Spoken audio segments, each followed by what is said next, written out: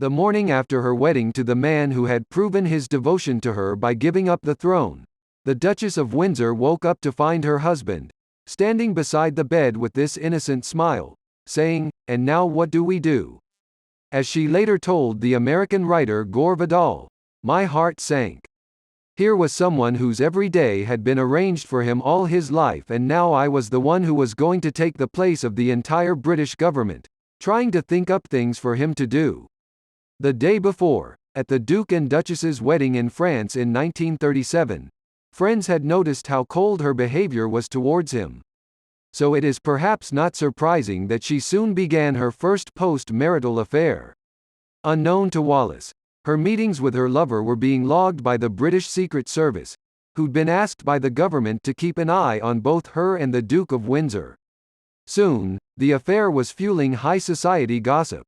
The diarist Chips Channon was the first to record this latest tidbit, told to him by a rich American in May 1939. Mr. William Bullitt, the American ambassador in Paris, is madly in love with the Duchess of Windsor. Single quote. The rumors were backed up by Eleanor Tidings Ditson, the daughter of close friends of the Windsors. The Duke would escort his wife to one of the dress designers for fittings and return for her after an hour or two, she recalled. Wallis would slip out the back door for a rendezvous with the ambassador. As the British Secret Service was guarding both Windsors, this affair was reported to their government. The British were afraid that the Prince, Duke of Windsor, might find out, and there would be a great scandal again. So the Secret Service was protecting Wallis's transgressions from the Duke. It is doubtful whether Wallis ever loved Edward at all. She'd wanted to end her relationship with her royal lover when he became king in January 1936, but by then he was so obsessed with her that he threatened to kill himself if she left him. Wallis stayed, but that didn't prevent her dallying, in 1938, with a used car salesman called Guy Trundle. Once Edward publicly announced he was abdicating in order to marry the woman I love, Wallis knew her fate was sealed. She'd be trapped for the rest of her life in a marriage she'd never wanted. Having already fled to France, she listened to his abdication speech on the radio.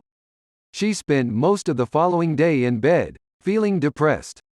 Her friend Constance Coolidge, who'd also been listening to the broadcast, later commented, "Can you imagine a more terrible fate than to have to live up publicly to the legend of a love you don't feel? To have to face, morning, noon and night, a middle-aged boy with no other purpose in life than a possessive passion for you?" With hindsight, it's all too clear that her affairs, constant shopping, and endless travel and entertaining were an attempt to provide some stimulation in a life that had little meaning, with a man she didn't love. But it was a marriage that couldn't afford to fail. The price had been too high. At Winston Churchill's insistence, the Windsors spent most of the war years in Nassau, where the Duke was governor of the Bahamas. After the war, the Duke, then aged 50, was free to pursue his interests. The problem was that he didn't really have any. His life in France and America revolved around golf, gardening, being entertained, discussing his investments and musing about politics with the similarly minded, generally rich American businessmen who were anti-Semitic, racist and anti-communist. In 1938, the Windsors had taken a 10-year lease on the Château de la Croix, on the Cap d'Antibes Peninsula, and rented a 4-story house in Paris. In both homes, royal protocol was insisted upon, with servants instructed never to speak first to the Duchess, but wait until she'd spoken to them. When leaving the room, they were told to take several paces backwards before turning to leave. Wallis was always, "Your Royal Highness," though Edward's successor, George VI, had refused to grant her the appellation. Everything, in short, was an attempt to recreate the life the Windsors had lost. Socializing was the only occupation that gave structure to their lives, and Wallis took it very seriously. At her dinner parties she kept a golden notepad at her side. The servants called it her grumble book, to note the successes and mistakes. Despite her social triumphs, however, she was feeling unfulfilled. After the war, according to one friend, her boredom in her own marriage had become acute and she was no longer as discreet as before when it came to hiding her feelings. In August 1950, They were invited to the second wedding of Herman Rogers, a businessman and longtime friend of Wallace. His first wife had died and his new bride was a widow, Lucy Wan.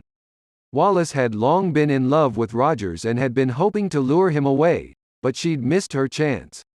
There is no question that these women were rivals in love, remembered Lucy's daughter-in-law, Kitty Blair. Both wanted Herman. Wallace would have grabbed him and told the Duke to go. Certainly Wallace made her feelings clear to Rogers' bride, telling her, "I'll hold you responsible if anything happens to Herman. He's the only man I've ever loved." "How nice for the Duke," Lucy replied, icily. The Windsors' relationship intrigued everyone who met them. When they are together, they are like two automata. They have no intimacy. They seldom talk of anything at all serious. They drift, noted Cecil Beaton in his diary. He depends on her utterly. She is nearly driven mad trying to find ways of amusing him.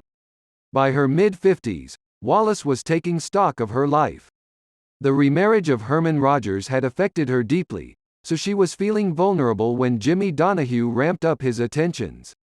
After 13 years of marriage to a man with precious few resources, she found Donahue irresistible. For several years, the 35-year-old heir to the Woolworth fortune had been a friend of both the Duke and Duchess, but at some time between the late 1940s and 1950, his relationship with Wallace had become physical. This was despite the fact that he'd always been assumed to be flamboyantly gay. How do we know it was a sexual affair? Well, as we shall see, there's quite a bit of testimony from people who knew them both.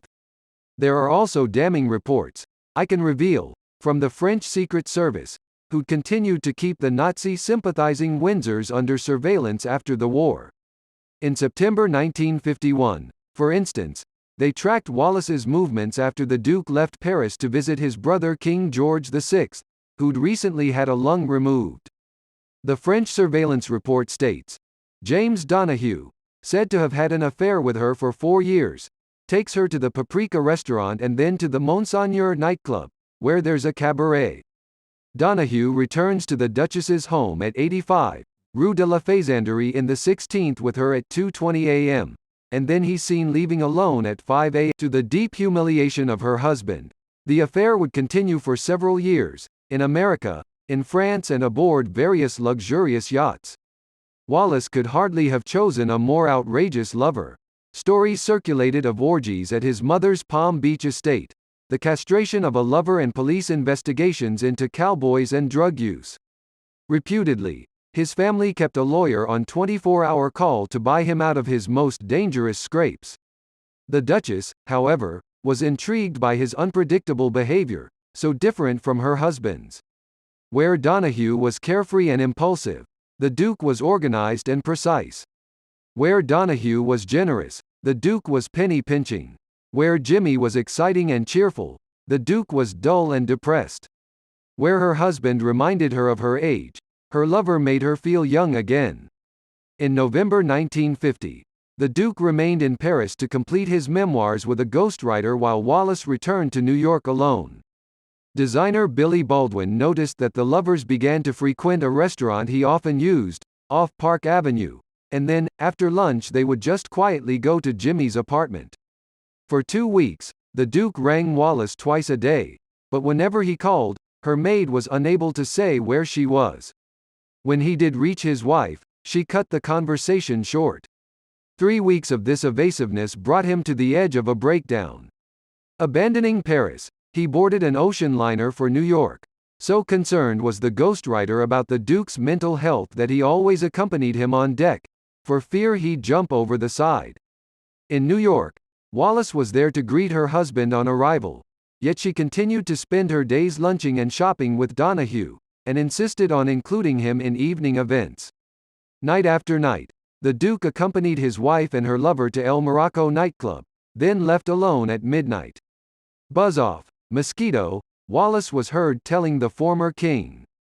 According to witnesses, the lovers would party on till the early hours.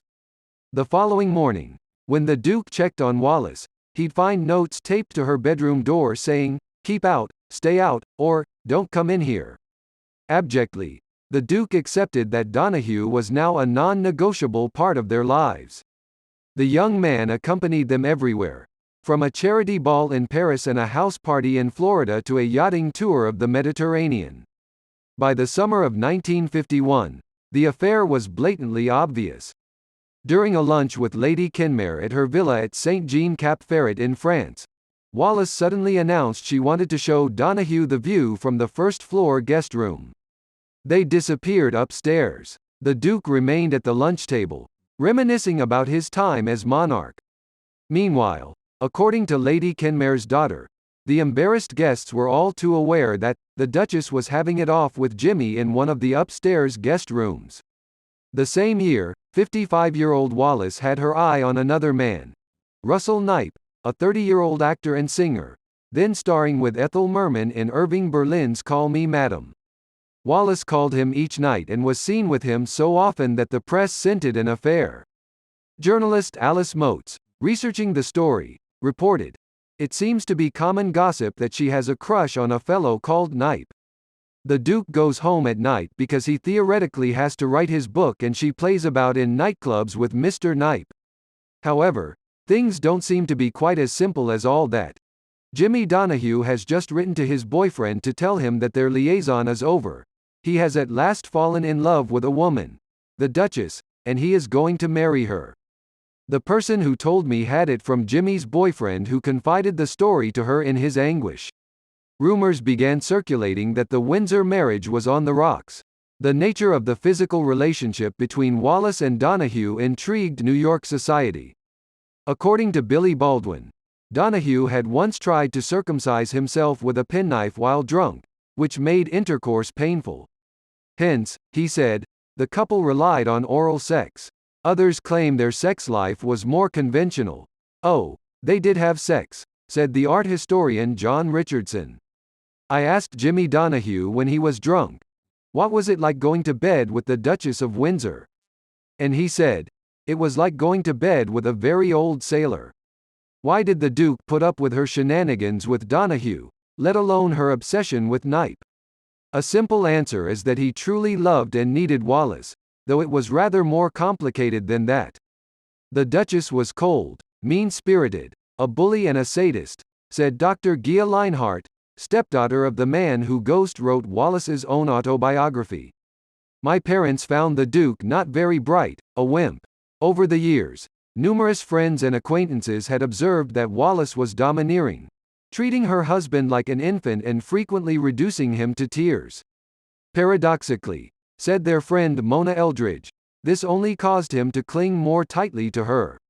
Weak and below average intelligence, the Duke enjoyed being dominated, and whenever Wallis was away," recalled the Duke's confidant Kenneth de Courcy, "he was restless and unhappy." Did she love the Duke of Windsor? He reflected. "I am afraid the sad answer is that she did not. I think he knew it and it was that which induced him to concede his very innermost person to her authority in the hope that love would come." The nature of their sex life was much debated. Some insisted he had a problem with finishing too quickly or performing at all. Others said whips were involved. At a country house party before his marriage, his private detective had shared some worrying discoveries with the keeper of the privy purse. He produced a small whip that he found in Mrs. Simpson's underwear drawer, recalled the keeper's daughter. The Duke's former equerry Dudley Forwood, who remained loyal to the Windsors, was doubtful whether they ever had sexual intercourse in the normal sense. However, she did manage to give him relief, he said. He had always been a repressed foot fetishist and she discovered this and indulged the perversity completely. They also, at his request, became involved in elaborate erotic games. These included nanny child scenes. He wore diapers, she was the master. She was dominant, he happily submissive. The British interior designer Nicky Haslam, who socialized with the Windsors, agrees about the infantilism. "I mean nappies," he says. "They were all sexually screwed up by Queen Mary. Potty Gloucester, the Duke's brother, liked wearing Queen Mary's clothes, though he wasn't gay. The Duke was certainly gay. I know that for a fact. There had long been rumors of the Duke's bisexuality. though he never appeared to be comfortable in the company of gay men. I have always thought that Edward VIII suffers from sexual repression of another nature, wrote Chips Channon in his diary in 1936.